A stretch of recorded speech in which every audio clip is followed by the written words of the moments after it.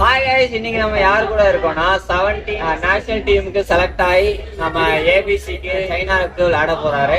அவரு கூட தான் நம்ம இன்னைக்கு இங்க குளோபல் பார்பிக்யூக்கு வந்திருக்கோம்.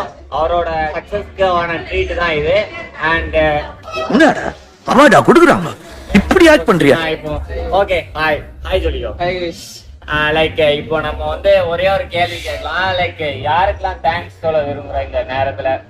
பேரண்ட்ஸ், கோச்சஸ், விசால்னா, சுதர்சன் ட்ரீட் பண்ணாருனே. சுதர்சனுக்கு ஒரு பெரிய தேங்க்ஸ். திவினேஷ்,